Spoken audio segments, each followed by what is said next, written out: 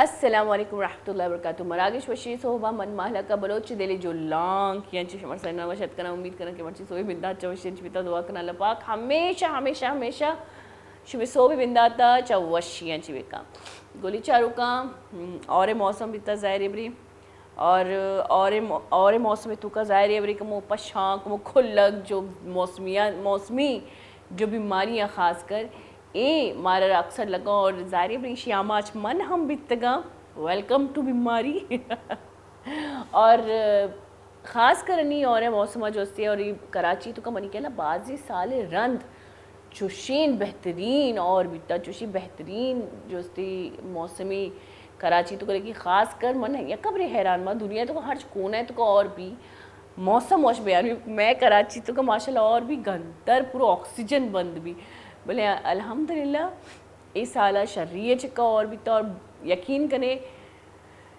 Acre اور تو کا من کدی بھی اور انجوائے نہ کوتا من ہمیشہ دیرن چی انجوائے کتا آفیسن چی لوگا شو تو کا لوگان چی دیکھیں مصروفیات بیتگا عید اگر میں بکشا تو عید آما جو پس کش گو کے قربانی پس قربانی جو میتگا بیتا آئیے تو کا اور میں بالکل بھی انجوائے نہ کتا مزہ نہ زورتا بلے زی فرسٹ ٹائم من کے اور تو کا شتا اور امنا رجائک شام آتی کہ تو دیرات کے کبو بیمار بھی تو خیر ہوتی چوکنی حفاظت بکنے خاص کر اے موسم تو کا کلک پشانک علمہ گری تے تو زیادہ پریشان مبیتا موسمی بیماری ہے اور یہ روتی من انچ کی ننو بھی بیماری برزک میں پہ میں بلے امشی کے خاص کر کسی اگر وائرس لگی پشانک کے خاص کر تو ماسک بجام خاص کر ننوانی دیما جو ننوان انی نو کی پیدا بیتگا نو کی ودی بیتگا ایشان دماغا شمارا کلک پشان کی گورا ماسک علمہ بجنیتا تاکہ آپ پروٹیکٹ میں بائنی حفاظت کرنا میں فرضی اشیے علاوہ اگر میں گب بکنی تو موسم بہترین موسمی مطلب ماں آسالہ اگر گب بکنا آسالہ کراچی تو کا زیادہ اور نبیت کا زیادہ مزہ نبیت موسمی بلے ای سالہ کراچی تو کا جولائیہ یک بہترین گفٹ اللہ پاک داتا ہے لیکن اما عمری میں جو استی میں خاص کر انسانے لاتی ردی و مسٹیکاں لاتی غلطیاں کہ آئی وجہ چی رحمت جب دنیا کہتی ہر ملک مطلب دنیا ہر کونا ہے تو کا جب اور بھی تو آئی رحمت سرپت بیا پرچہ کہ ملکانی تو کا جہانی تو کا مردمانی تو کا صفائی ستھرائی استے اور صفائی ستھرائی زمین سرا کے اور ہے آپ ریچی تو زمین سے رنگ دوبالا بھی بلے امشی کہ میں بدبختی امشی کہ میں وقت بھی صاف ستھرا نہیں نہ ماحولہ صاف ستھرا کری میں صاف ستھرے کی بس میں لوگے چار دیواری ہیں اور لوگے چار دیواری کی مساف کو آئیرن میں کہلا ماں بالکل وطی فرض ادا کو پیلو کو اور آئیرن چی ڈننے جو ماحولہ میں گندہ کنی مارا سرپد نبی ابرک یہاں آئیرن چی پتہ جراثیم پتہ میں لوگا کہتی ہوں تو اس سرکلے لگے اور اشیرہ جو استی اشیرہ دیم دیوک ماں وطی خیر ماں اگر موسم گپا بکنی اگر وشی یک صحبے گپا بکنی اگر واقعی مرچی باندھا سو باز وش بہ گئے ہیں اچھا شرری موسم یک خاصیت ہے ہمشی خاص کر سردیاں نہیں شرری موسم سردی موسم میں ہمیں ابرا دوست مان کہ سردی موسم میں تو کا مزاج سرد بھی مزاج بہترین بھی اچھا تو پات کے طرح سردی لگ گئی سردی پتہ کراچی تو کا سردی مطلب عامی سردی منا ادھر تک کہ کوئٹہ یک کھرناٹ سردی کہتی بالکل چماٹ جنوں کی سردی منا آ سردی بھی بعض دوست بھی سردی موسم منا الحمدللہ بعض دوست بھی خیر موسم تو سجی وشم گرمی سردی خزاں بہار بلیمشی سردی موسم جو سی اور بہار موسم میں الگ ایک تاثیر بہار موسم میں الگ ایک ویو بھی آئیے جب ویو کہتی تو مردمانی دیول و دماغ روشن بپرچہ کہ بہار موسم میں تو کا نوکی پل کے شگایاں خیر میں ماحول تو کا پل باغ پہلا بیتا درشق پہلا بیتا کا نیز سے بلے بہار موسم میں جو کراچی تو کا بالکل بھی گندگ نہیں تھی بلے بہار موسم ایک بہترین موسمی جو ماں استی خاص کر ماں جو استی بہار موسمہ انجوائے کرنی ایشین چی ابھی خزائے موسم الگ ایک تاثیر ہے خزائے موسم خشکی موسم دماغ بھی خشک بھی انسانی مزاج بھی خشک بھی اچھا موسم اثر انسانی دماغ علمہ کپی کدی غور بکنے تا شما موسمی مزاجیر کرنے تا ماں سجی موسمی مزاجیر کرنے اچھا یک موسمی جب کانگی شیکرہ خاص کرنی میں لوگی دپا یک کسانی بیل ہی بیل ماشاءاللہ مزن بھی تا درچ کی بنتا بیل نمونہ درچ کی بیل منی کلا مشے وشا جو پھیلی جو یکدم آئی جو تھینی یکدم پھیلا تو آؤ دا کانگی دا تا چوک اوئے ہوئے ہوئے جمع روی جمع آئین چی مرچی منی سر اٹیک ہوتی لیکن وہ بچے تھا آمارچی منی شکار کرنگے دیران چی اچھا میں لوگوں چوشی پتہ چاپڑے نمونے بھی چیزیں ہستے تو دیران چی شکار کرنگے میں یہ دیت من ذات منی شکارہ اوشتا تب من نہ شتا من بھی زد کو بولے مرچی بدبختی ہمیشہ کہ میں یہ نہیں تو منی پشتان چی اٹیک ہوتے یکدم وہ بچے تھا بولے مرندہ الرٹ بھی تھا کہ میں نے کدی بھی اٹیک ہوتا پڑ چکے من اشارہ گندہ من باز بہترین لگی من جب اشارہ غور کو اے استی جو پرندہ ہیں اللہ پاک کا دنیا جو بہترین بنائے تھا یا کچھ دنیا مزاج بارے گپ کنی بلے جو پرندے ہیں بس مختصر ہمشی کہ جب ایک دیاں ظاہری بری نو دیاں تو چنی جنین تو نندی ننکانی سرا آئیے یک جانوری مطلب پرندہ گرمائی جو سے آئے کہ آئے کر باز کمک کنا جلدی جلدی نو آئی تو کا مطلب بنا کے سٹارٹ بھی ایک بعض بلائن پروسیسی جو انسان یا لاتی جانورانی جس میں توکا بھی اور لاتی جانورانی جس میں ڈننا بھی انچو کہ ایک شیل توکا یعنی ننو با انچو میں ننو بھی ہم انسانی ننو جانوری ننو جو کہ یعنی طریقہ کار الگی ننو ودی کنگے تو آئینی ہم ایک شیل توکا بھی خیر ای ڈننا ای شیل چیئے کہ ڈننا بھی تو کم و سخت بھی ڈننے ماحول مطابق بھی اما شیل جو لا پہ توکا بیانتی انسانے اوو میں توکا بیانتی آج ہوستی انسانے جانورے کو جانبی جانورے کم و نرم بیتی یہ مطلب چوکدان بھی مگوشی تو یہ باز بہترین ایک نظام خدا پاکے من پرندہ نہیں گوش گیا تھا کہ مات جو ہستی نشتہ چکے سرا ماں اکثر ککڑا نوچے کورک بھی کہ کیسا نندی تو کانگی وانگی بھی کورک بزاری بھی رہے کیسا نندہ اچھا پیت جو استی دیر اوشتی آیا نا صرف چمانی میں چاری آئیے رب کجا ہم سگنل ملی کہ یہ شخص یا یہ مخلوق منی چکے واسطہ خطرہ ہے اور منی جنین منی ظاہر میں چکا نہیں سر نشتہ اور منی جنین تو آٹھ میں ایک طاقت نہ بھی چکا نہیں سر آئی جو اسی رجحان زیادہ چکا نہیں سر بھی تو قدرتہ بیچارے ایک پرندہ ہوتی چک کو جنینہ نہ پروٹیکٹ کرنے واسطہ اٹیک کا اور اوشتا تا کجا دیر اور چے کنگے اشانہ سیف کنگے واسطہ اشانہ پروٹیکٹ کنگے واسطہ انچو میں نظامی تو کا مردین آدمہ ہمیں اب روشی نا کہ جنین مردین حقوق کا برابر لیکن دنیا ہر قسم مخلوق تو کا جو مردینی جنسی جو مردینی یک مردینہ نہیں ذاتی یعنی کہ پرندہ بباں جانور بباں انسان بباں آئیر اللہ جسمانی اور ذہنی طاقت زیادہ داتا میں تو کو برداشت بازم لاتین سبجیکٹا ماں اولی لاتی سبجیکٹا اولا لیکن خیر برابری بیتنا کا پرچہ کہ اللہ پاک کا جو لکھتا نوشتہ کوتا گلی چارو کا مرچی ماں علماوتی سوشلی میں جو ماحولی میں جو چاگردی پاکستانی خاص کر اڑو جنجالی پاکستانی تو کا مسئلہ مسائل باب تک گپ کنی میں ایک مہمان ہم ساڑیاں بلے آئین چیزی میں ایک گپ کو منی ایسی نو کشک بیگی پرچا کہ میں پیس رہا کہ میں اورا کمو شامات جتا تو آئین چیز ساری وزیری کسانی بریک کی پتہ ساڑی بھی چاوریش ماں بھی چاورتا میں گھوم بیتا ہوں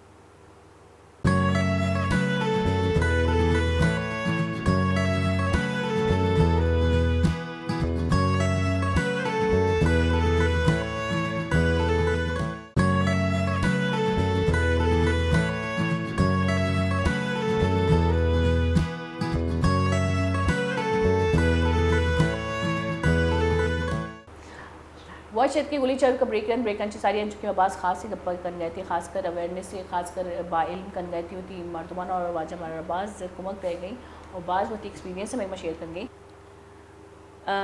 ہم بات کر رہے تھے جیسے کہ آپ نے معاشیات پہ کافی ریسرچ بھی ہے آپ کی اور آپ کو اگر ماہر معاشیات کہیں ماہر مطلب آپ نے کہا کہ کسی نے آپ کو لقب دیا تو یہ غلط بات نہیں ہوگی کیونکہ ایک کسی کی ریسرچ ہوتی ہے کسی نے کچھ پڑھا ہوتا ہے کسی نے کوئی ریسرچ کی ہوتی ہے میرے خیال سے جس نے ریسرچ کی ہوتی ہے جس نے غور و فکر کیا ہوتا ہے اس کا تجربہ بنسبت ان کے زیادہ ہے اکنامکس میرا سبجیکٹ رہا ہے اچھا میرا بھی رہا ہے کبھی لیکن میں نے اتنے غور سے نہیں پڑھا کبھی اچھا میں آپ کو اگر یہ پوچھوں کہ پاکستان میں اکنومیکلی ویسے تو پوری دنیا میں ہم اکنومیکلی بہت بڑے ایک مسئلے مسائل کا شکار ہیں لیکن پاکستان کا اگر نام لیں تو ہم لوگ ٹیکس تو پے کرتے ہیں ایک غریب طبقہ ایک مڈل کلاس ایک ہائی مطلب ایک اپر طبقے سے زیادہ ٹیکس پے کرتا ہے اور اس کو مجبوراً ٹیکس پے کرنا پڑتا ہے تو یہ ٹیکس آخر کار جاتا کہاں ہے ہمارے محلے میں یا ہمارے جیسے کئی ایریاز میں یہ ٹیکس کی نہ سیکیورٹی ہے نہ بجلی ہے. اچھا بجلی نہیں ہے لیکن بل تو کافی ہے. تو بجلی کون یوز کر رہا ہے؟ اس دن ایک صاحب آئے تھے تو انہوں نے کہا کہ ہمارے جو ملک ہے اس میں جنات ہیں, تو ہم لوگ جنات کو جو ہے وہ چیزیں پرووائڈ کر رہے ہیں اور جنات کے بل بھی ہم پے کر رہے ہیں. تو یہ استعمال کون کر رہا ہے, ہو کیا رہا ہے, اور یہ نظام کہاں تک سدھر سکتا ہے یا نہیں سدھر سکتا؟ دیکھیں اس ملک کا سب سے بڑا المیہ یہ کہ یہاں کنزیومر پروٹیکشن کا سسٹم ہی نہیں ہے. اچھا جی. اگر ہوگا تو وہ کتابوں اور ان کی فائلوں کی حد تک ہے. بالکل ٹھیک ہے نا, عمل درآمد کہیں کچھ نہیں. اب بات آ گئی ٹیکسیشن کی جو آپ نے بات کہی. دیکھیں کسی بھی ملک کا نظام اسی وقت کامیاب ہوتا ہے یا وہ حکومت اسی وقت کامیاب گنی جاتی ہے جب اس کا محصولات کا نظام جو ہے ٹیکس کلیکشن کا وہ پراپر ہو اور صحیح ہو, لوگ ٹیکس دیتے رہیں. جی جی ٹھیک ہے نا. اب ہماری بدقسمتی یہ ہے کہ federal board of revenue FBR جس کو کہتے ہیں, جس میں income tax, sale tax, custom, یہ سب کی ڈیوٹیز اور ٹیکسز کی کلیکشن ان کی ذمہ داری ہے. اور یہ پاکستان کے بجٹ میں 60% کنٹریبیوٹ کرتے ہیں. آپ کا جو نیشنل بجٹ ہے اس میں federal board of revenue 60% revenue جو ہے وہ آپ کے بجٹ کو دیتے ہیں. اور اسی جو 60% آپ جو ان کو دیتے ہیں اس میں جو آپ کلیکشن کرتے ہیں اس کے اندر بھی تقریباً اتنا ہی آپ اپنے گھروں کو لے کے جاتے ہیں. اب آپ دیکھیں کہ یہ پچھلی حکومت جب 2018 میں آئی تو اس وقت 3,800 ارب روپے کی ٹیکس کلیکشن ہوئی. 2021-22 میں اسی عمران خان کی حکومت نے ٹارگیٹ رکھا 6,100 ارب روپے کا. لوگوں نے کہا یہ تو بہت ہے, کبھی نہیں ہو سکتا ہے, یہ بڑے ظلم ہے. لیکن آپ بلیو کریں گے کہ 6,100 سے زیادہ 240 بلین 240 ارب روپے سرپلس مزید اس کے علاوہ جمع کیے. جی. تو اور آپ کی ملک کی جو ترقی تھی وہ 6 GDP گروتھ کے تحت آگے بڑھ رہی تھی. آپ کے یہاں 10 میگا ڈیمز رات دن کام کر رہے تھے, اور یہ طے ہوا تھا کہ 2023 سے لے کے 2029 تک یہ تمام ڈیم کمپلیٹ ہو جائیں گے اور ان کی پروڈکشن شروع ہو جائے گی. وہاں سے آپ کو الیکٹریسٹی بھی ملے گی جس کی قیمت میرا خیال ہے کہ آپ کو 1.50 روپے کے قریب اس کی کاسٹ ہے, ہو سکتا ہے تھوڑی زیادہ بھی ہو. اب آج ہم 42 روپے پر یونٹ ہم وہ کر رہے ہیں. خیر میں واپس FBR پہ آتا ہوں. میں نے اپنے ایک ٹاک شو میں فورکاسٹ کیا تھا جب عمران خان کی گورنمنٹ تھی, میں نے کہا آج گورنمنٹ نے 240 ارب روپے 6,100 کے اوپر مزید جو حاصل کیے ہیں, اگلی بار ان کو ٹارگیٹ رکھنا چاہیے 8,000 ارب روپے, اس سے زیادہ وہ بھی اچیو کر لیں گے. اس کی وجہ کیا ہے؟ وجہ یہ کہ ہمارا نظام اتنا فرسودہ, آپ نے کہا نا ہم ٹیکس دیتے جاتا کہاں ہے. ہوتا یہ ہے کہ جتنے بھی ٹیکس کلیکٹرز ہیں, جتنی ٹیکس کلیکٹنگ مشینریز ہیں, وہ جو کلیکشن کرتے ہیں اور حکومت کے خزانے میں جمع کرتے ہیں اس سے زیادہ وہ اپنے گھروں کو لے کے جاتے ہیں. بالکل, یہ تو ٹھیک ہے نا, تلخ حقیقت ہے پاکستان کی. وہ اپنے گھروں پہ لے کے جاتے ہیں. جی جی. اب یہ اتنا بڑا مافیا اور اتنا وہ ہے کہ آپ نے دیکھا شبر زیدی جب چیئرمین FBR بنے فیڈرل بورڈ آف ریونیو, تھوڑے عرصے میں انہوں نے ریزائن کر دیا کہ بھائی یہاں اتنے بڑے بڑے مافیا بیٹھ رہے کہ میں کچھ نہیں کر سکتا. پھر آپ دیکھیں آپ کسی ریسٹورینٹ میں کھانا کھانے جاتے ہیں, آپ بل پے کرتے ہیں, وہ اس میں سیل ٹیکس جو ہے وہ چارج کرتا 17-18% جو بھی ہے. اب مجھے یہ بتائیں کہ 1,000 بندے نے اس دن ریسٹورینٹ میں کھانا کھایا ہے, حکومت کے خزانے مشکل سے 2 یا 3% وہ لوگ جمع کراتے ہوں گے, وہ جو آپ نے ٹیکس سب سے لیا ہے. اب 1,000 یا 500 لوگوں کو کہاں ڈھونڈنے جائیں گے کہ کہاں گیا؟ آج کل 20% ہو گیا ہے, یہ 17-18 نہیں, آج کل 20% ہو گیا. میں نے جان بوجھ کے وہ بھی نہیں کہا, میں تو ابھی پچھلی بات کر رہا ہوں. اب آپ یہ دیکھیں کہ گورنمنٹ نے, پچھلی گورنمنٹ نے ایک ٹریک اینڈ ٹریسنگ سسٹم رکھا تھا, کیونکہ جو آپ صابن خرید رہے ہیں, جو بھی چیزیں یہاں بن رہی ہے, تو اس کے اوپر لکھا ہوا ہوتا ہے کہ سیل ٹیکس اتنا, تو صابن کی قیمت تو سیل ٹیکس کی.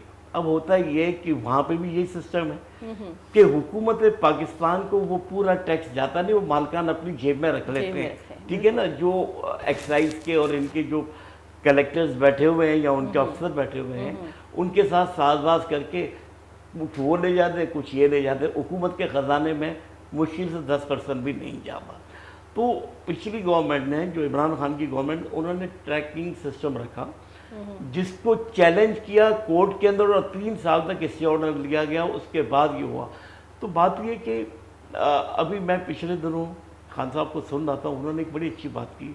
بولا ہم نے ناظرہ کے تحت 4.25 کروڑ لوگوں کو, ان کو آئیڈینٹیفائی کی جو 20 اور 30 اور 50 کروڑ کے بنگلے میں رہ رہے ہیں, 5 کروڑ کی گاڑیوں میں گھوم رہے ہیں, اور وہ ٹیکس نیٹ میں ہی نہیں ہے, ان کا NTN نمبر ہی نہیں ہے. تو کہتا کہ ہم نے یہ ٹارگیٹ کیا تھا کہ ان سب کو ہم ٹیکس نیٹ میں لائیں گے, اور ہمارا ٹارگیٹ ہوگا 8,000 ارب روپے سے زیادہ ٹیکس کلیکٹ کرنے کا, جو کہ بہت آسان کام تھا. میں خود یہ پریڈکشن دیکھ چکا ہوں ان کے کہنے سے پہلے. اب آپ دیکھیں کہ جو 6,100 کا جو ٹیکس کا انہوں نے ہدف رکھا تھا نا, اس میں کیا تھا کہ 3,000 ارب روپے وہ تھے جو آپ نے IMF کو پچھلے قرضوں کی مد میں ری پیمنٹ کرنی تھی, ٹھیک ہے, اور یہ 3,100 جو ہے وہ آپ نے ڈیولپمنٹ پہ اور ان چیزوں پہ, باقی چیزوں پہ خرچ کرنے تھے. اب آپ دیکھیں کہ آپ کی کلیکشن کا آدھا پیسہ تو صرف آپ کے قرضوں میں چلا جا رہا ہے, ٹھیک ہے نا. جی جی. تو اب 8,000 ارب روپے اگر آپ کلیکٹ کر رہے ہیں, بہت بڑی بات ہے. اور آپ دیکھیں کہ جب IMF نے ان کو کڑی شرائط کی تو اسے منع کر دیا کہ ہم نہیں کریں گے, ہم ٹھیک ہے تیل لیں گے, رشیا سے لیں گے, ہم کہیں سے بھی لیں, ہماری مرضی ہے, اس میں IMF روک نہیں سکتا. بات ساری وہاں تک آتی ہے کہ ہم پاکستانی اگر صرف پاکستانی بن کے ایک سوچ اور ایک یکجہتی اور ایک خیال سے اپنا فیصلہ لیں تو کوئی ہمارے سامنے نہیں آ سکتا. شاید وہ فیصلہ برحق ہوگا, شاید وہ, ہم کیا کرتے ہیں سر, ہماری, میں یہ آپ تو کافی بڑی بڑی باتیں کریں جو میرے سمجھ میں, مطلب ایک عام عوام کی سمجھ سے برعکس ہے, لیکن اگر میں اگر اپنی بات کروں تو ہم لوگ بٹے ہوئے ایک تو قومیت پہ, زبان پہ, نسلوں میں. ہمارے بلوچوں میں کتنی قومیں ہیں, ہمارے بلوچوں میں کتنی نسلیں ہیں, اور وہ بھی بٹے ہوئے ہیں آپس میں. کوئی مینگل ہے تو کوئی کیا ہے, کوئی میر ہے, کوئی فقیر ہے, تو یہ ہم سارے بٹے ہوئے. اگر اس کا حل بتاؤں میں آپ کو؟ ہاں جی. اس کا سب سے بڑا حل ہے, آپ اس کی مثال لے لیں ٹرکی کی. آپ کو پتہ ہے ترکی میں 84 صوبے ہیں, پروونسز ہیں, 84 صوبے ہیں. جی, اگر آپ یہ جتنے بھی ضلع ہیں ان کو اگر صوبوں میں کنورٹ کریں گے, کراچی میں 6 ضلع ہیں مثال کے طور پہ, 6 صوبے بناتے ہیں آپ اس کو. نہ کہیں بلوچی رہے گا, نہ کہیں سندھی رہے گا, نہ کوئی پٹھان, نہ کوئی پنجابی, ہم سب پاکستانی ہیں. اور زبان کی بنیاد پہ ہم میں تفرقہ پیدا کیا جاتا ہے, یہ بہت غلط چیز ہے. ہم سب پاکستانی ہیں, اور ہر پاکستانوں کو پاکستان کے کسی بھی علاقے میں رہ سکتا ہے قانون کے مطابق, چاہے اس کا کوئی بھی مذہب ہو, کوئی کاسٹ ہو, کوئی زبان ہو, وہ پاکستان کے کسی بھی علاقے میں رہ سکتا ہے. جی بالکل. ابھی پچھلے دنوں آپ نے دیکھا ایک بڑا تکلیف دہ بات ہوئی, جو کہ مقصد ہمارے سندھ میں ہوا. ہمارے سندھی بھائی اس میں شامل نہیں تھے, چند ٹیررسٹ لوگ تھے جنہوں نے یہ حرکت کی تھی, اور ایک آپس میں کمیونٹیز کو لڑوانے کے لیے.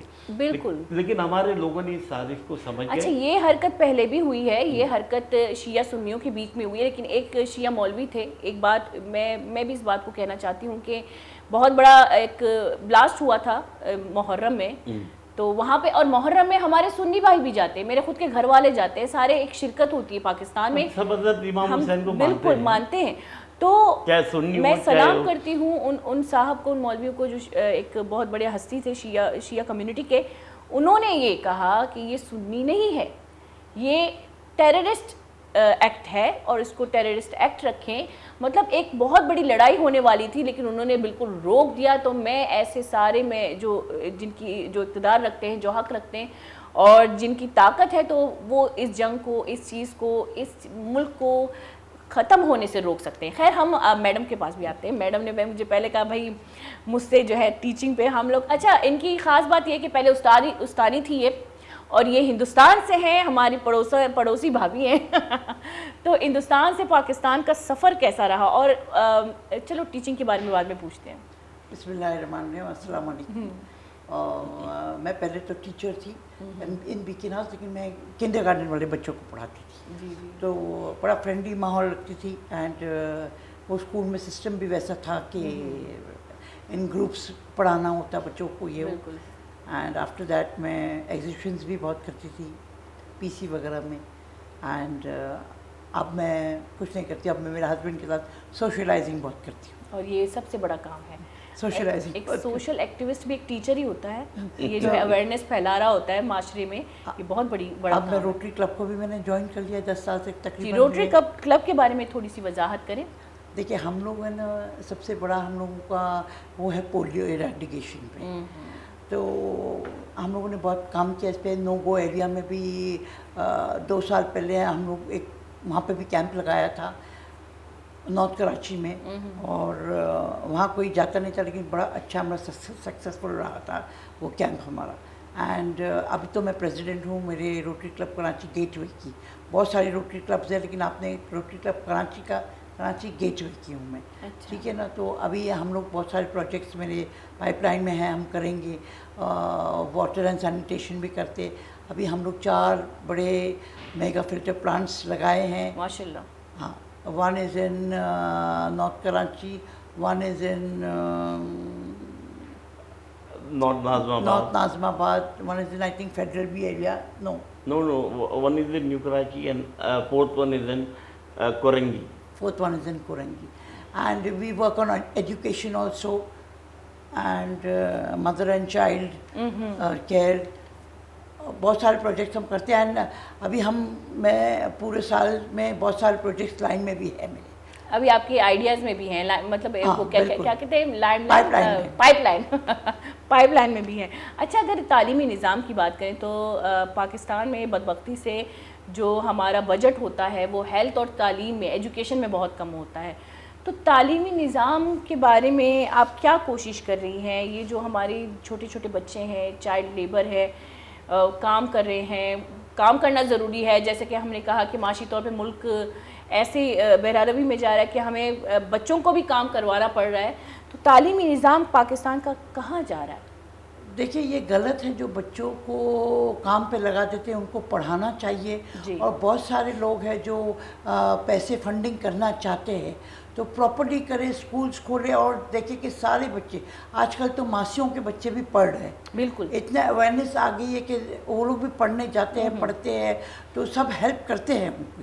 اور ہم لوگ بھی جتنا کر سکتے ہیں روٹری کلب کے تھرو ہم لوگ بھی فنڈس لیتے کرتے. وی ہیلپ دیم, بکس دیتے ان کو, یونیفارمس دیتے ان کو, پرووائڈ کرتے جو چیزوں کی ضرورت ہوتی اسکولز میں. اور سب سے بڑی بات کہ یہاں مہنگائی اتنی ہو گئی ہے کہ بس اس کا کوئی وہی نہیں, حساب ہی نہیں ہے. پیٹرول اتنا مہنگا, ہر چیز اتنی مہنگی ہو گئی ہے کہ مڈل کلاس تو کہیں رہی ہی نہیں ہے اب. جیسے آپ نے شروع میں کہا, بالکل مڈل کلاس تو کہیں ہے ہی نہیں. ایک مڈل کلاس پہلے ایک کلاس رکھتی تھی, اب تو وہ بھی نہیں ہے. وہ بھی نہیں. ابھی تو یہ جو اپر کلاس ہے وہ بھی رو رہے بیچارے. وہ لوگ نہیں افورڈ کر سکتے. کیوں امیجن واٹ کہ معاشی طبقہ ہے جو ایک دم لوور ہے, وہ بیچارے اتنی تنخواہ میں کہاں سے ان کا گزارا. اچھا, پاکستان میں اتنے % جو بچے ہیں وہ پڑھ نہیں رہے, بالکل بھی نہیں پڑھ رہے. وہ تعلیم سے, اگر ہم باہر ملک میں دیکھیں, اگر ہم یورپ میں دیکھیں یا ابروڈ میں دیکھیں, تو وہاں پہ تعلیمی نظام پہ زیادہ زور ہے. بالکل صحتی نظام پہ زیادہ زور ہے, تعلیمی نظام پہ زیادہ زور ہے. اور اگر ماں باپ بچوں کو نہیں پڑھاتے, چاہے وہ ایب نارمل بھی ہو, تو بچوں کو کسٹڈی میں لیا جاتا ہے تاکہ اس کی تعلیم جو ہے اس کو پرووائڈ کیا جائے, کیونکہ ملک کا فیوچر ہے ایک ایب نارمل بچے کا کہہ رہی ہوں. لیکن یہاں پہ بچے نارمل ہیں, لیکن کیا ہم سوچ نہیں سکتے کہ یہ بچے ہمارے مستقبل ہیں, یا ہم مستقبل کے بارے میں ہی نہیں سوچتے؟ اتنا مہنگائی سب ہو گئی, اتنی پھر لوٹ ماری ہو رہی ہے, اتنی کرائم ہو رہا ہے, کیا کریں گے لوگ؟ بالکل وہ بھی مجبور ہو جاتے, وہ بھی کرائم کرتے, لوٹ ماری کرتے, سب کرتے, کیا کیا جائے. بالکل. اور میں یہ کہتی ہوں کہ پھر سے یہ کہتی ہوں, میں ہمیشہ جب ہمارے الیکشن قریب ہوتے ہیں تو میں کہتی ہوں کہ دل سے نہیں, دماغ سے سوچیں. اپنے بارے میں نہیں, معاشرے کے بارے میں سوچیں. معاشرے کے نہیں تو ملک کے بارے میں سوچیں. ملک کے بارے میں نہیں تو اپنے اس بچے کے بارے میں سوچیں. کل کو اس بچے کو بڑا ہونا ہے, ہم ان کے ساتھ نہیں ہوں گے, لیکن ان کو اپنے ساتھ ہونا ہے اور ان کے ساتھ یہ ملک ہوگا. تو ضروری ہے سوچنا. ایک بار سوچ کے پھر اپنا یہ قیمتی ووٹ جو ہے وہ دیجیے گا. میں اپنے سوشل میڈیا پہ بھی بہت زور دیتی ہوں اس چیز پہ کہ ہمیں سوچنے کی زیادہ ضرورت ہے. خاص کر میں اپنی بلوچ بہن بھائیوں کو جب دیکھتی ہوں, بہت معصوم لوگ ہیں. آپ یقین کریں, یہ بہت معصوم لوگ ہیں. صحیح بات. ابھی ہمارے محلے میں کچھ کام نہیں ہوا, معصوم بھی ہے اور اگنورڈ بھی ہے. اگنورڈ تو بہت ہیں. سر نظر انداز تو ہم حقوقی طور پہ بہت ہوتے ہیں، یہ تو بہت بڑا ٹاپک ہے. اس دن میں صرف کہہ رہی تھی کہ ہمارا جو بلوچستان ہے وہ تقریباً پاکستان کو چلانے میں بہت بڑا ایک کام سر انجام دے رہا ہے. سارے جو معدنیات ہیں وہاں سے پرووائڈ ہوتے ہیں پورے ملک میں. لیکن اگر ہم دیکھیں صرف کراچی کے بلوچ کا نام لے رہی ہوں تو اتنے معصوم ہیں کہ ایک گٹر پائپ لائن جو ہے کلیکشن کے دن بنا دیتے ہیں تو ہم لوگ جا کے ان کو ووٹ دے دیتے ہیں کہ بھائی انہوں نے کچھ کام کیا آخری دنوں میں. تو آخرکار یہ ذہن ہم کہاں سے بدلیں؟ آپ لوگ ہمیں بدلتے نہیں ہیں، ہم خود کو بدلتے نہیں، تو آخرکار یہ ملک کیسے بدلے گا؟ دیکھیں اس ملک کو بدلنے کے لیے جی اس ملک کی لیڈرشپ جو ہے اس سے سب سے زیادہ ذمہ داری ہوتی ہے. بالکل. اگر کوئی بندہ ایم این اے بنتا ہے یا ایم پی اے بنتا ہے، ان کا کام ہے قانون سازی کرنا، ٹھیک ہے نا، لیکن قانون سازی کے ساتھ ساتھ ان کے اوپر یہ ذمہ داری، کیونکہ آج کل انہی M N As M P As کو ڈیولپمنٹ فنڈز دیے جاتے ہیں. بالکل. وہ ڈیولپمنٹ فنڈ ان کو چاہیے کہ وہ اپنی ایمانداری سے ایک ایریا میں وہ خرچ کریں اپنی عوام پہ. دیکھیں بلوچستان میں جو سب سے بڑی بدقسمتی ہے، ہمیں بڑا دکھ ہوتا ہے بینگ اے پاکستانی، بلوچستان بھی ہمارا ہے، سندھ بھی ہمارا ہے، پنجاب کے پی کے، ہم سب ایک ہیں. لیکن بلوچستان کی پرابلم یہ ہے کہ وہاں کا جتنا بھی ڈیولپمنٹ فنڈ ہے وہ عام عوام تک نہیں پہنچتا، لیکن وہ ان سرداروں کی جیبوں میں چلا جاتا ہے. بالکل. اور کوئی اس کے لیے آواز تک نہیں اٹھا سکتا. اب کیونکہ یہ سیاسی طور پہ گورنمنٹس ہوتی ہے، یہ ڈیموکریٹک گورنمنٹ ہے، ان کو ان کے ووٹ چاہیے ہوتے ہیں اپنی حکومت بنانے کے لیے. یہاں پہ بھی حکومت اس طرح لائی جاتی ہے کہ اس کو 2/3 میجورٹی نہ ہو اور وہ کسی کے اس کے اوپر چلتی رہے، ٹھیک ہے نا. تو یہ سسٹم ہمارا جو ہمارے یہاں جو ڈیموکریٹک سسٹم ہے بڑا ناکارہ ہے. اور میں آپ کے چینل کے حوالے سے یہ کے توسط سے یہ کہوں گا کہ ہمارے یہاں صدارتی نظام ہونا چاہیے. بالکل. کیونکہ صدارتی نظام ہوگا تو پرائم منسٹر پھر اپنے پورے اختیارات کے ساتھ وہ چلے گا. کوئی بندہ پیسوں کی خاطر بکے گا نہیں، کوئی اپنی وفاداری بکے گا نہیں. ہم ایک کو اگر اس کی مینیفیسٹو کے اوپر ووٹ دیتے ہیں، پتہ چلا کہ وہ تو جا کے بک گیا 40 کروڑ 50 کروڑ میں. جی. تو یہ چیزیں ختم ہونی چاہیے. اور جب تک یہ ڈیموکریٹک سسٹم ہے یہ سلسلہ چلتا رہے گا. کیونکہ ہمارے یہاں آپ دیکھیں اربوں اربوں کی کرپشن آن ریکارڈ ہے. بالکل. لیکن ان کو نہ جوڈیشری سزا دیتی ہے، نہ انہیں کوئی سزا دے پاتا ہے. تو یہ آپ دیکھیں کہ ہمارا سارا نظام درم برم ہو چکا ہے. اگر ان کو سزائیں ملیں، ان کی اکاؤنٹیبلٹی ہو، ٹرانسپیرنسی ہو، تو یہ چیزیں کبھی بھی نہیں ہوگی. آج ہم 130ویں نمبر پہ جوڈیشری کے اندر کیوں ہے؟ ان کا مطلب ہوتا ہے رات کے 12 بجے کورٹیں کھول دیتے، عدالتیں، بالکل، پریزن وینز آ جاتی. یہ کوئی طریقہ ہے؟ آئی ایم سوری، میں ایک بینگ اے پاکستانی افسوس مجھے ہوا کہ رات کے 12 بجے، اور یہاں ہم اگر ایک کیس جس میں 100% ہم صحیح ہیں، پتہ چلا کہ 10 سال 20 سال کیس چل رہا ہے کورٹوں میں. آپ یقین کریں کہ میں آج کل کا جو نظام دیکھ رہی ہوں، میں کبھی کبھی اپنے ابو کو سنتی تھی پہلے، اللہ پاک انہیں جنت نصیب کرے، لیکن وہ جب بات کرتے تھے اپنے زمانے کی، اور ہم جب چھوٹے تھے تو زمانہ کچھ اور تھا، بہت اچھا ایک نظام تھا، پھر بھی تھوڑا بہت اچھا نظام تھا پاکستان کا. لیکن آہستہ آہستہ میں اس دن بھی میں یہ بات کری تھی کہ میں شکر ادا کرتی ہوں کہ میں بہت پہلے پیدا ہو چکی ہوں، اب ایک مڈل ایج میں پہنچ چکی ہوں، آگے جا کے میرا کوئی وجود نہیں ہوگا. لیکن ہاں، جو آنے والی ہماری نسلیں ہیں تو ان کے بارے میں نہ ہم سوچتے ہیں. ہم اصل میں بذات خود، آپ کیا، میں نے ایک بات سنی تھی، جیسی عوام ویسی حکومت. میں دیکھتی ہوں، میں کسی ایک کا نام نہیں لیتی، میں دیکھتی ہوں کہ اگر یہاں پہ کوئی انصاف کی بات کرتا ہے تو پہلے تو ہم عوام جو ہے سوشل میڈیا پہ یہاں پہ وہاں پہ اس کی اتنی تذلیل کر دیتے. کوئی خاندانی بندہ تو نہیں آ سکتا پلیٹ فارم پہ، کیونکہ ہم خود بذات خود ہم اتنی تذلیل کر دیتے اس بندے کی کہ اگر وہ خاندانی بندہ ہوگا تو وہ دور چلا جائے گا. انصاف کی بات تو دور کی بات ہے، ہم خود کے لیے بھی نہیں سوچتے، خاص کر ہم اگر فردی طور پہ کہیں. پھر آتے ہیں اپنی میڈم پر، جو کافی بیزی تھی. ویسے ہم لوگ بات کرتے ہیں، آپ کہیں اور بیزی تھی، تو یہ بڑی عجیب سی بات ہے. آپ ہمارے ساتھ بیزی رہیں ٹھیک ہے. اچھا ہم ابھی پروگرام کے پہلے ہم ٹریولنگ کی بات کر رہے تھے, جو ہم لوگ بسوں میں جاتے ہیں, سفر کرتے ہیں, رکشا جو بھی کہیں, خاص کر پولیوشن کا اگر نام لیں تو ماشاءاللہ ایسا دھواں دار دھواں نکلتا ہے کالا کالا سا کہ ہم جب گھر پہنچتے تو سر درد, آنکھوں میں درد, پتہ نہیں کیا زہریلا دھواں ہم کھا رہے ہوتے ہیں. تو ایک دوسرے ملکوں میں اگر ہم جائیں تو ایکسپائری ڈیٹ ہوتی ہے, خاص کر ایک ٹریولر ٹرانسپورٹ کی بھی, لیکن یہاں پہ نہیں ہے. اور ٹریولنگ کے بارے میں آپ کیا کہنا چاہتے ہیں؟ پاکستانی یہ بسز میں اتنے لوگوں کو بھر دیتے کہ سانس لینے کی بھی جگہ نہیں ہوتی, سانس لینے کی بھی جگہ. تو یہ سب سسٹم کو صحیح کرنا چاہیے. اتنے لوگوں کو بس میں بٹھائے جتنی سیٹس ہو, بس کے اوپر بھی چڑھے ہوئے ہوتے لوگ, کیا کریں وہ؟ ہم بچپن سے دیکھ رہے ہیں. لیکن ہاں وہ تو صحیح بات آپ بول رہی ہیں, اب تو چینج کرنا چاہیے. کچھ بھی بولو, ابھی اتنی چینجز آنی چاہیے. اٹس ہائی ٹائم نا. اور پبلک کو بھی پتہ ہے کہ کیا صحیح ہے کیا غلط ہے. بالکل سوشل میڈیا اتنا اسٹرانگ ہو گیا ہے کہ کوئی بات کہیں سے چھپ نہیں سکتی, سامنے آ جاتی سب چیزیں. جی جی جی. تو یہ سب چیزیں بدلنی چاہیے. آپ نے دیکھا سوشل میڈیا پہ جو کچھ عوام ہے, جو بہت باشعور عوام ہے, عام لوگ ہیں, میرے جیسے لوگ ہیں, لیکن وہ کتنا کسی ٹاپک کو اٹھاتے ہیں اور وہ ٹاپک ایک ملکی صدارتی طور پہ وہ ایک ہائی لائٹ ہو جاتا ہے اور اس پہ کام کرنا شروع, مطلب ہمارے قانون کو بھی کام کرنے کے لیے سوشل میڈیا کی مدد ہمیں لینی بہت ضروری پڑ رہی ہے, لیکن پھر بھی کام ہوتا ہے اس پہ. تو آپ کو کیا لگتا ہے کہ اس دور میں پبلک جو ہے کتنا کارمرز ہے اس ماحول کے لیے, اس ماحول کو یا پاکستان کو بدلنے کے لیے, اس سسٹم کو بدلنے کے لیے؟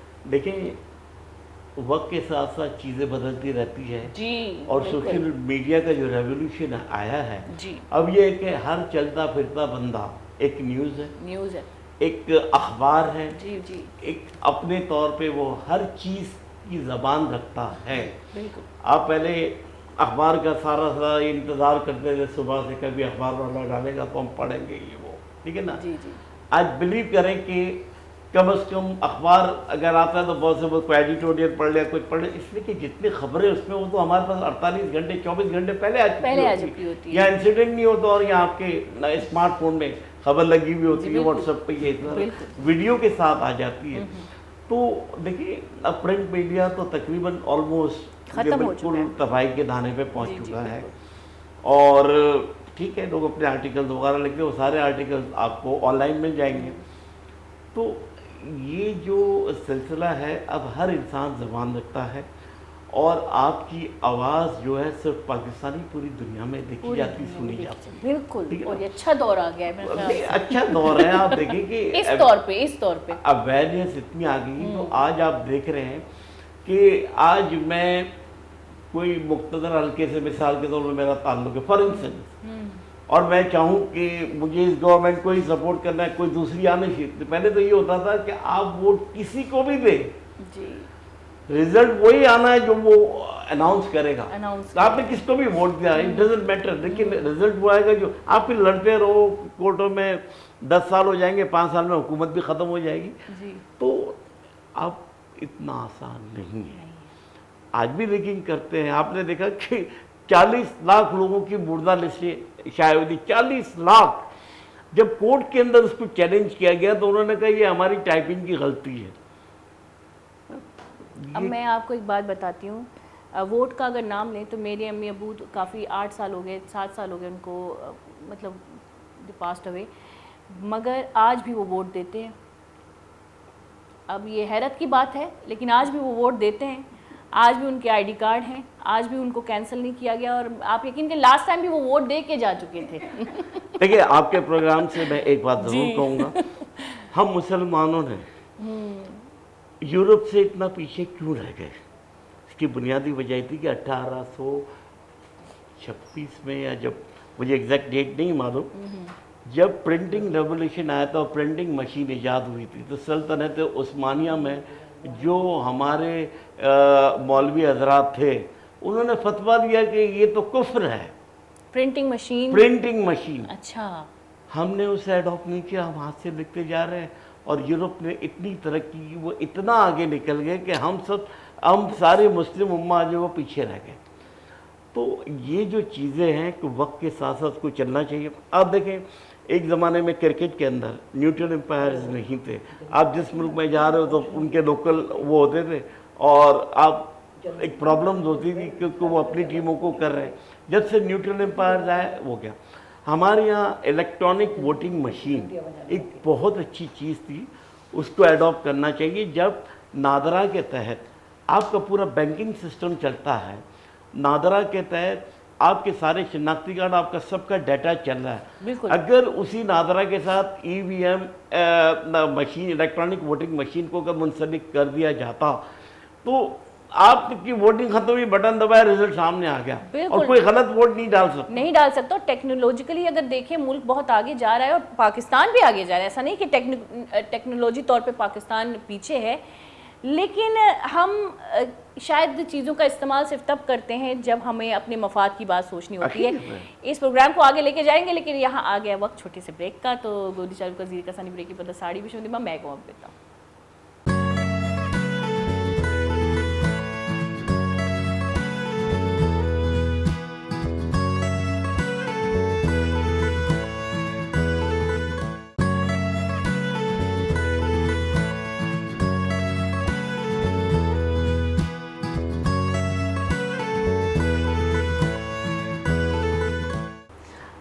واچ کی گلی چارو کا بریک انچ ساری انچ کی آواز خاص ہی گپا کن گئے تھے, خاص کر اویئرنیس سے, خاص کر با علم کن گئے تھی ہوتی مردمان اور واجہ ہمارا بعض کمک رہ گئی اور بعض ہوتی ایکسپیرینس ہمیں شیئر کر گئی.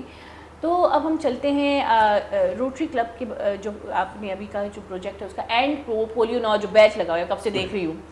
تو یہ خاص ایک بہت بڑی بیماری تھی پاکستان میں پولیو, ایک وہ زمانہ تھا جب بہت سے لوگ اس کا شکار ہوئے اور آج تک وہ اس کا شکار ہی ہیں, آج تک وہ اس کو سہ رہے ہیں. لیکن اب پاکستان میں الحمدللہ جیسے کہ انہوں نے کہا کہ پاکستان میں پولیو کا ابھی کوئی کیس پولیو کا نہیں آیا ہے. تو اس کے بارے میں ایک سال سے مور دین ون ایئر, تو اس کے بارے میں پولیو کے بارے میں کچھ بیان کریں اور آپ اس پروجیکٹ کے بارے میں کچھ بیان کریں. اور دیکھیے ہمارے روٹری کا سب سے بڑا جو دنیا کا پروجیکٹ ہے وہ اینڈ پولیو ناؤ پولیو کا ہے. اور روٹری جو دنیا کے 200 سے زیادہ 217 ممالک کے اندر ایگزسٹ کرتی ہے, اور پوری دنیا سے یہ بل گیٹ نے یہ پروجیکٹ شروع کیا تھا میرے خیال 1985 میں شاید, اور ساری دنیا سے پولیو کا خاتمہ ہو گیا سوائے پاکستان, افغانستان اور ابھی ایک کوئی اور افریقن ملک ہے نائجیریا, کون ہے آئی ڈونٹ نو ایگزیکٹلی اس کا کیا نام ہے, وہاں پہ شاید اس کے وائرس نکلے اور کچھ کیس رپورٹ ہوئے. تو ہماری یہ بدقسمتی ہے کیونکہ ہمارے ہاں لوگوں نے غلط پروپیگنڈا پھیلایا ہوا تھا کہ اس سے آپ کے بچے نہیں پیدا ہوں گے اور آپ کو یہ ایک غلط اس سے کیا جا رہا طرح کے. تو اس میں دیکھیں پولیو وہ چیز ہے کہ اس کے 2 قطرے آپ کو اس بیماری سے بچا سکتا ہے. اس بیماری کی پروٹیکشن تو ہے, لیکن اس بیماری اگر کسی کو پولیو ہو جائے تو اس کا کوئی علاج نہیں ہے. اور میں اس سلسلے میں ہمارے پولیو کے نیشنل چیئر ہیں جنہوں نے بین الاقوامی طور پہ بہت کام کیا ہے اور ایک انٹرنیشنل فیگر بھی, اور بل گیٹ سے بھی کافی بار ملاقات ہو چکی ہے, ان کا نام ہے عزیز مہمن. بے تحاشا مقصد انہوں نے اس پہ کام کیا اور ان کو ساری دنیا نے بڑا ایکنالج کیا ہے ان کی خدمات کو. اور میں سمجھتا ہوں کہ ہماری روٹی کے لیے وہ ایک بیک بون ہے, اور وہ نہ صرف اس میں ہر پرسنل بھی ابھی پچھلے سال میں ہاسپٹلائز ہوا تھا, انہیں سب ڈاکٹرز کو آغا خان میں ادھر ادھر سب کو کہہ رہا روز فون کرے کیسی طبیعت ہے, کیا ہے کیا نہیں. مقصد یہ شخص ایسے لوگ ہیں, اب انہوں نے اتنی محنت اس پہ کی جس میں ایسے ایسے علاقوں میں ان کو جانا پڑا جہاں ان کی جان کو خطرہ تھا, ان کو اتنے خطرناک علاقوں میں, لیکن وہ گئے ان علاقوں میں, انہوں نے وہاں پہ پولیو کی پروموشن کی, اویئرنیس کے لیے گئے. اور مجھے بھی ہم کو بھی 2 سال پہلے ایک ٹارگیٹ دیا کراچی میں ایک نو گو ایریا کا, وہاں پہ کوئی پولیو ورکر کا کوئی جا نہیں سکتا تھا. تو مجھے کہا, میں نے کہا یس میں کروں گا. آپ بولے فاروق ہمت تو کوئی, میں نے کہا میں جاؤں گا کوئی بات نہیں. میں نے وہاں جا کے ان نمائندین سے بات کی ایریا کے لوگوں سے, اور ان کو سمجھایا. انہوں نے ان کی جو پرابلم تھی وہ بتائی, وہ جینوئن تھی, اس کو ایڈریس کیا گیا اور وہاں ہم نے کیمپ بھی لگایا. عزیز مہمن صاحب بھی ہم گئے, لوگوں کو پولیو ڈراپس ملائے اور پہلی بار وہاں پہ, اور جس کی اپریسیشن امریکہ سے آئی کہ بھئی یہ جو ہے بہت اچھا کام کیا اور یہ اچھا ہے. اچھا سب یہ بات کہنا چاہتے ہیں جیسے کہ آپ نے سوشل میڈیا کا نام لیا, تو سوشل میڈیا میں جو ایک خاص کر ہماری جو لوگ ہیں جو نیگیٹیوٹی بہت زیادہ پھیلاتے ہیں کسی بھی ادارے کے بارے میں, کسی بھی پازیٹیو کام اگر پاکستان میں ہو رہا ہے تو ایک دو کیسز جو اس میں ہو جاتے ہیں, جیسے کہ بہت سے ریئر کیسز, جو بہت سے کم کیسز ایسے ہوئے تھے کہ پولیو ڈراپ پلانے سے بچہ اچانک سے کسی بیماری کا, وہ پہلے سے بیمار ہوگا یا کچھ ایسا ہوگا, لیکن 99% اگر آپ دیکھیں تو بچے بالکل نارمل مطلب ڈراپ پلانے کے بعد بالکل نارمل ہوئے, تو وہ کیسز نہیں دیکھتے, نیگیٹیوٹی زیادہ دیکھی جاتی ہے. اس چیز کو کیسے فوکس کرتے ہیں؟ مطلب آپ ایک سوشل میڈیا پہ بہت پہلے میں نے دیکھا تھا پولیو ہمارے ورکرز ہیں, ہیلتھ ورکرز, ان کو بھی مار رہے تھے, ان کے ساتھ بھی بدتمیزی ہو رہی تھی, خاص کر پولیس کی مدد لینی پڑی اس چیز پہ, قانون کی مدد لینی پڑی. تو اس چیز کو کیسے ہینڈل کرتے ہو آپ؟ دیکھیے تحریک طالبان پاکستان جو تھی جی وہ پاکستان میں ٹیررزم کر رہی تھی, اور انہوں نے ہر جگہ پولیو ورکروں کو بھی مارنا شروع کیا جان بوجھ کے ایک دہشت پھیلانے کے لیے. اور یہ ظاہر بات ہے کہ جو تنظیم تھی یہ پاکستان کے دشمن اسے فنڈنگ کرتے تھے اور وہ پاکستان کو لوگوں کو مارتے تھے. اور ہماری بدقسمتی یہ ہے کہ ہم وار اور ٹیرر میں جس کے حریف تھے اسی نے ہمارے ملک کے اوپر بمباریاں کی اور 80,000 لوگوں کی قربانی دی ہم نے. تو ہم کس جگہ پہ کھڑے ہیں, ہماری لیڈرشپ بھی ان کے آگے بے بس ہو جاتی ہے. وجہ اس کی یہ ہے کہ جس کی بھی ناجائز دولت پاکستان سے باہر ہے, اگر وہ ان کے ایجنڈے پہ نہیں چلے گئے یا ان کے اگینسٹ جائے گا تو وہ ساری چیزیں ضبط بھی کر لے گا اور اس کو ارسٹ بھی کر لے گا منی لانڈرنگ میں. آپ نے دیکھا نہیں BCCI بینک کا کیا ہوا تھا, یہی کچھ ہوا تھا, اس کا کچھ نہیں تھا, لیکن ان کو وہ نہیں چاہتے تھے کہ وہ ایگزسٹ کرے. تو آپ اس دور میں مطلب ظاہری بات ہے کہ یہاں شاہ سے زیادہ شاہ کے وفادار بھی موجود ہیں. تو اب لوگوں میں ایک اویئرنیس آ گئی ہے کہ کون ہمارے ساتھ مخلص ہے, کون سا لیڈر ہمارے ساتھ مخلص ہے, کون سا ملک ہمارا ساتھ دے رہا ہے. تو یہ جو چیزیں ہیں نا, اب لوگ اسی کے مطابق چل رہے ہیں. اب آپ دیکھیں کہ یہ ریجنل جو پالیٹکس ہے, اب چائنا رشیا اتنے طاقتور ہو گئے اس ریجن میں کہ اب وہ نہیں چاہتے کہ یہاں کسی اور ملک کا تسلط ہو, اس لیے وہ آپس میں مل کے اب ایک رسا کشی چلی جس میں ہم پس رہے. ٹھیک ہے نا, آج ہمیں پابندی یہ کہ ہم رشیا سے تیل نہیں خرید سکتے. اگر بھائی 30-40% کم پہ اگر مل رہا ہے گندم تیل یا گیس مل رہی تو بھائی خریدو نا, تاکہ لیکن اس کے لیے ہمیں ہماری خارجہ پالیسی کو آزاد کرنا ہوگا, جس کے لیے ہمیں بہت قربانیاں دینی پڑے گی. ایک پوری حکومت ہماری چلے گی اسی چکروں میں. اچھا, ایک نظام ہی ایسا پاکستان کا, میرے ابو ہمیشہ کہتے تھے یہ بات کہ آپ کا جب بیس ہی مضبوط نہ ہو, آپ کی بنیاد ہی مضبوط نہ ہو, تو آپ آہستہ آہستہ آہستہ کرپٹ ہوتے جاتے ہیں. یہ اس ملک کی بدقسمتی یہ ہے کہ چھوٹے طبقے کے جو نظام ہے وہ بھی کرپٹ ہیں. میں اکثر پاکستان کو جب غور کرتی ہوں تو ایک عام عوام یعنی کہ میں بھی کرپٹ ہوں, اگر میں دیکھوں تو مجھے کرپشن کرنا میری مجبوری ہو گئی ہے اس ملک میں. آپ کو ایک مثال دوں. جی دیکھیں جہاں پہ بھی بجٹ کم ہوں گے, پیسے نہیں ہوں گے, پیسوں کی تنگی ہوگی, تو وہاں پہ پھر جرائم بڑھتے رہیں گے. ٹھیک ہے, بالکل. اب جن کو ہمارے پاس کم بجٹ ہونے کی وجہ سے لوگ جو ہے سرکاری افسروں کو بھی اتنی تنخواہ نہیں ملتی ہے اور کہ وہ اپنے بچے کو کسی پرائیویٹ اسکول میں پڑھا سکے. ٹھیک ہے نا, سرکاری اسکول نظام سارا ختم ہو چکا ہے, تو پھر وہ کرپشن میں ملوث ہو جاتا ہے. اب آپ دیکھیں کہ ملک کو ترقی کرنے کے لیے جب بل گیٹ اس علاقے میں $35 ملین سے ایک یونیورسٹی قائم کرنا چاہ رہا تھا مائکروسافٹ کی, جو کہ وہ میرا خیال ہے نواز شریف کا دوسرا دور تھا. ایک پاکستانی آیا, اسے سمجھانے کی کوشش کی, نہیں کی. یہ احسن اقبال اس زمانے میں IT کے منسٹر تھے, وہ کہتے ہیں اس کو کہو کہ مجھ سے بات کرے بل گیٹ کو. کیا بات کرتے وہ. اب انڈین پرائم منسٹر نے ڈائریکٹ بل گیٹ کو فون کیا, بل گیٹ نے انڈیا میں جا کے یونیورسٹی لگائی اور 35 ملین کی اور $100 ملین پر ایئر اس کو گرانٹ ملتی تھی. اور 1 ملین انڈین جو ہے وہ ود ڈفرنٹ بیجز امریکہ گئے, سلیکون میں اپنی ٹریننگ کرتے رہے, اور آج انڈیا $133 ارب کی IT کی ایکسپورٹ کر رہا ہے. ٹھیک ہے نا, تو آج سعودی عرب سال میں $118 ارب کا تیل بیچ رہا ہے دنیا کو, اس سے زیادہ انڈیا IT کو ایکسپورٹ کر رہا ہے. اور یہ چیز ہم کر سکتے تھے اگر ہماری لیڈرشپ سنسیئر ہوتی اور ان کو اتنی سمجھ ہوتی اتنا, کیونکہ دیکھیں نا کہ اگر ان کی سمجھ ہی نہیں تھی کہ یہ کیا چیز ہے. اب آج دیکھیں کہ پچھلے دنوں بل گیٹ خود چل کے پاکستان آیا, خود چل کے آیا, اور آپ کو پتہ ہے کہ میرے خیال میں 2.25 ارب یا 1 ارب کی ہماری مشکل سے آئی ٹی کی ایکسپورٹ بھی پچھلے دنوں کہ کافی بڑی, اور تقریباً میرے خیال ہے 2-2.5 ارب کے اوپر چلے گئی یہ ایکسپورٹ, اور یہ وقت کے ساتھ ساتھ یہ چلتی رہے گی. پچھلے دنوں میری ایک ان سے ملاقات ہوئی صدر صاحب کے, ڈاکٹر عارف الوی صاحب, وہ مجھے کہہ رہے تھے کہ میں ڈیلی بیسس پہ زوم پہ امریکہ کے اندر جتنے بھی آئی ٹی ایکسپرٹس ہیں ان سے میٹنگ کرتا ہوں تاکہ ہم پاکستان کی ایکسپورٹ کو زیادہ سے زیادہ بڑھائیں. ایک آئی ٹی ڈپارٹمنٹ جو ہے وہ بہت بڑا ایک بہت بڑی مدد ہے ایک ملک کی معیشت نظام کے لیے, معیشی نظام کے لیے. لیکن وہی بات ہے کہ ہمارے یہاں جو خاص ڈپارٹمنٹس ہیں جن سے یہ ملک سدھر سکتا ہے, لیکن اس کو ان اداروں کو جو ہے غور نہیں کیا جاتا, ان اداروں کو زیادہ توجہ نہیں دی جاتی.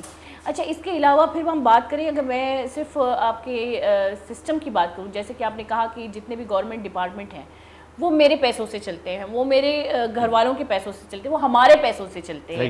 جتنے بھی گورنمنٹس ادارے ہیں, میں ہمیشہ کہتی ہوں کہ یہ ہمارے ملازم ہیں, یہ عوام کے ملازم ہیں. پرائیویٹ سیکٹر کی بات نہیں کری, میں گورنمنٹ سیکٹر کی بات کر رہی ہوں, چاہے وہ اسکولز ہوں, چاہے وہ کوئی بھی ڈپارٹمنٹ ہو, وہ ہمارے ملازم ہیں. لیکن ہمارے ہی ملازم جو ہے ہم ہی کو اس طرح سے ٹریٹ کرتے ہیں جیسے کہ ہم بھیک مانگنے جاتے ہیں. جیسے کہ میں اگر اپنے آپ کو رجسٹر کروانا, میں پہلے سے رجسٹر ہوں, میں رجسٹر پاکستانی ہوں, اس ملک کی شہری ہوں, لیکن اس کو رینیول کروانے کے لیے میں آئی ڈی کارڈ کو جاتی ہوں. میں نادرا کی بات کر رہی ہوں, ایک بڑے ڈپارٹمنٹ کی بات کریں تو مجھے قطار میں رکھا جاتا ہے. سینئر سٹیزن کی کوئی رسپیکٹ نہیں ہے, لیکن قطار میں رکھنے کے لیے وہی کرپشن کی بات کر رہی ہوں. جب مجھے بہت جلدی ہوتی ہے, میں ایک آفس ورک ہوں, میں ایک ماں ہوں, مجھے گھر بھی سنبھالنا ہوتا ہے, تو میں کیا کرتی ہوں, کرپشن کر دیتی ہوں, چھوٹی سی کسی بندے کو پکڑ لیتی ہوں, وہ مجھے اتنا تنگ کرتے کہ مجھے کسی اور کو پکڑنا ضروری ہو جاتا ہے. تو یہ میں آپ کو صرف یہ بتاؤں کہ ایک عام بندہ یعنی کہ میں بھی مجبور ہو جاتی ہوں کہ میں اب اس نظام کو مجھے نہیں لگتا کہ ہم اس نظام کو کبھی زندگی میں چینج کر پائیں گے. دیکھیں ہر چیز چینج ہو سکتی ہے جی, اب ہر چیز چینج ہو سکتی ہے, یہ کوئی راکٹ سائنس نہیں ہے, اور خاص کر اس سوشل میڈیا کے دور میں آپ بہت کچھ کر سکتے ہیں. اس ملک کے اندر سینئر سٹیزن کی کوئی رسپیکٹ نہیں ہے, کوئی فیسلٹیز نہیں ہے. یہ بڑا دعویٰ کرتے تھے, چاہے یہ گورنمنٹ ہو, چاہے پچھلی عمران خان کی گورنمنٹ ہو, شیخ رشید ہو, بڑے بڑے دعوے کرتے تھے. میں نے پوچھا کہ بھائی آپ یہ بتائیں کہ سینئر سٹیزنس کو کیا فیسلٹیز ہے, تو کہتے ہیں 50% یا 35% پتہ نہیں کیا اس میں ٹیکس ہے, لیکن وہ 2-3 ٹرین, ایک تیزگام, ایک فلاں, 2 ایسی اس کے اندر ہے بس, مقصد جہاں پہ, اور آپ کو 1 سال تک اس کے اندر جگہ نہیں ملے گی. آج کل آپ کے ریٹائرڈ آفیسر کو پینشن لینے کے لیے یا اس کی اہلیہ کو پینشن لینے کے لیے لائن میں کھڑا ہونا پڑتا ہے, وہ بھی سینئر سٹیزنز ہیں.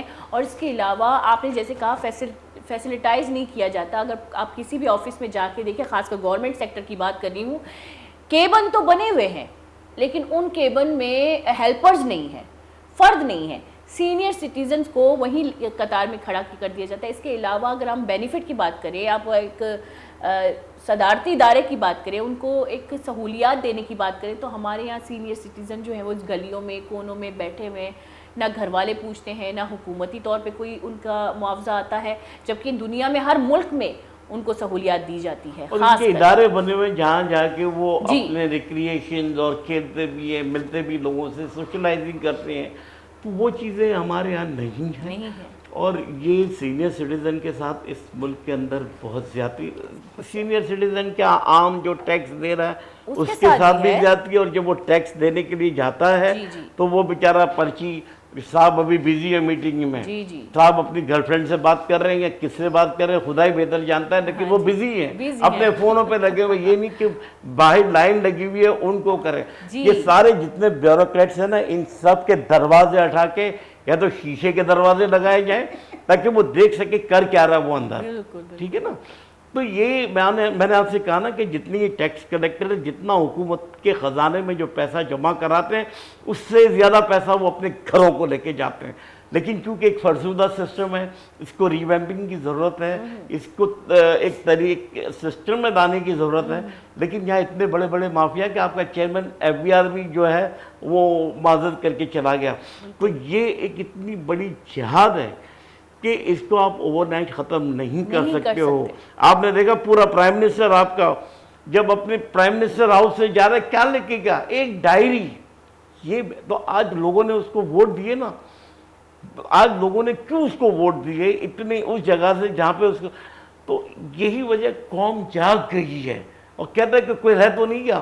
اور اس کے خلاف آدھی رات کو رات کے 12 بجے سپریم کورٹ کھل گئی. ارے خدا را یار, جہاں یہاں پہ اتنا وہ سائفر پڑا ہوا اس کو آپ کرو نا, جو پریزیڈنٹ آف پاکستان نے آپ کے پاس بھیجا ہے اس کو تو آپ دیکھ نہیں رہے ہو. لیکن دیکھو یہ سارے سسٹم کی ناکارہ فرسودہ سسٹم ہے. اسی وجہ سے ہماری جوڈیشری کا نمبر 130ویں نمبر پہ آتا ہے. اگر یہ لوگ اب میرٹ پہ کام کریں تو کچھ نہیں ہوگا. آپ اور ہم کسی کیس میں پھنس جائیں 10-10 20-20 سال, ہمارے بچے ہماری اولادیں تک اس کا ریزلٹ نہیں آتا. ایسا ہوتا ہے قانون جو ہے وہ صرف, میں ابھی کیا کہوں گی, سوری میں کتا کلامی کر رہا ہوں. یہ کب ختم ہوگا پتہ ہے؟ جی سب سے پہلے تو سیاسی بنیاد کے اوپر ججز کی تعیناتی ختم کی جائے. کوئی آپ جس کی حکومت آتی ہے وہ اپنے ججز لگوا دیتا ہے وہاں پہ. یہ کیا قانون ہے, یہ کیا طریقہ کار ہے بھائی؟ جیسے CSS میں ایگزام ہوتے ہیں نا, اس طرح آپ چلیں, ان کے امتحانات لیں اور ہر سال ایگزام لیں.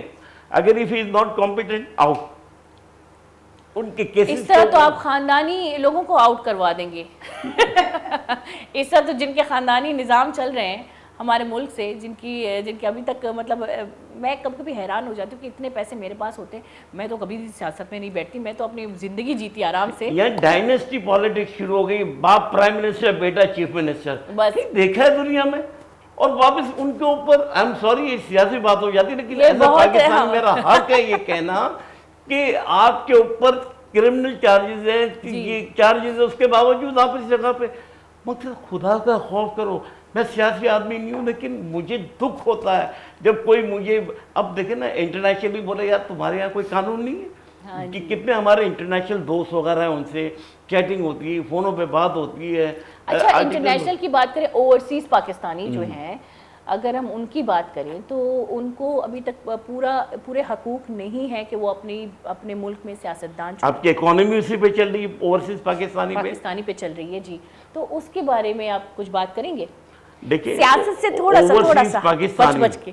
اوورسیز پاکستانی پاکستان سے 1 روپے کی بھی مدد نہیں لیتا, نہ 1 روپے کا کام لیتا ہے. اور ہم اور آپ سے زیادہ محب وطن پاکستانی, اوورسیز پاکستانی, اس کو درد ہے اس پاکستان کا.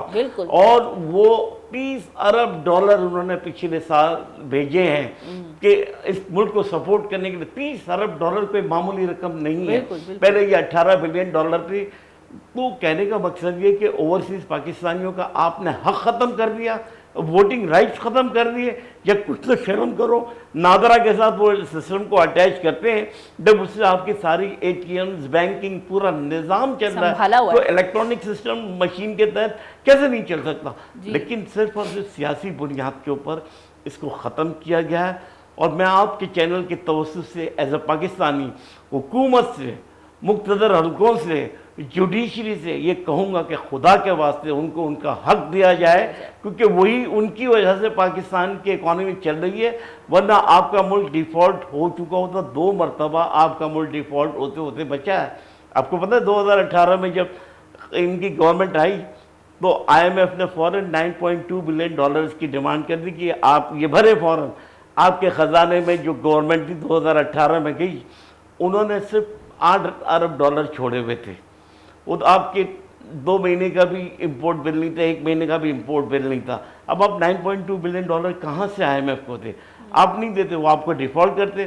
انہوں نے آپ کو ڈیفالٹ اس لیے کرنا تھا کہ آپ کے نیوکلیئر کو انہوں نے قبضہ کرنا ہے, ٹھیک ہے نا, اور اس کے عوض $10 بلین بھی آپ کو دے دے. پھر آپ کا حال عراق, لیبیا اور افغانستان والا حال کرتے. کیوں؟ کہ ابھی آپ کا ڈیٹرنس سے آپ جو بچے ہوئے آپ کے نیوکلیئر پروگرام کی وجہ سے بچے ہوئے ہیں. ایک ڈیٹرنس ہے جس سے آپ پہ کوئی ہاتھ نہیں ڈالا. گریٹر اسرائیل اس وقت تک نہیں عملی جامہ پہنا جائے گا جب تک پاکستان نیوکلیئر پاور ہے. تو یہ اسرائیل کو یہی سب سے بڑی تکلیف ہے کہ جب تک پاکستان ڈی نیوکلیئرائز نہیں ہوگا میں آگے نہیں بڑھ سکتا. تو وہ اس خطے میں اتنا طاقتور ملک بنا لیکن سب سے بڑی رکاوٹ پاکستان ہے. اور اگر اس طرح ہم نے ہمارے نیشنل انٹرسٹ کو ہم لے کے نہیں چلے اور ہم دوسروں کے انٹرسٹ کو ہمارے ملک میں پروموٹ کرتے رہے تو پھر پاکستان کا اللہ حافظ ہے. لیکن ہم پاکستانی اس پاکستان کا اللہ حافظ نہیں ہونے دیں گے. اس پہ ہم پاکستان پہ اللہ کا کرم رکھیں گے. ہاں جی شکریہ آپ ہمارے پروگرام میں. اور بہت اچھی ایک بات چیت ہوئی, خاص کر مجھے بہت زیادہ باعلم کیا آپ نے کہ میری کیا کیا غلطیاں ہیں, عام عوام کی کیا کیا غلطیاں ہیں, صدارتی طور پہ ہم کیا کیا غلطیاں کر بیٹھے ہیں اور کہاں جا رہا ہے پاکستان, کہاں جائے گا پاکستان. انشاءاللہ کہیں نہیں جائے گا, یہی رہے گا اور سدھرے گا پاکستان. آپ کا بہت بہت شکریہ آپ لوگ. تھینک یو سو مچ. بہت بہت شکریہ. Thank you so much. Thank you sir. گوئی شاہ رخ کا ہمشی منا امید ہے کہ مرچی مراگی شمارا دوست بھی پرچا کہ ماں مرچی جو خاص کر جو گپ کرنے تھی میں ساری لاتی ردیا میں ساری لاتی مسٹیکا میں سچ لاتی غلطیاں یہ غلطیاں ردیا مسٹیکا بیدے کی ماں غور و فکر بکنی اور تی ملک کا ردیمہ بپری اور یک جہتی یہ عالم یہ ملک کا رسودارت کا امشی ممنا بزا محل کا بلوچر بھی دیتا اجازت وتی خیلہ بکنی تی مات پہ خیلہ اللہ میں بکنی میں نیم گنچنی اللہ میں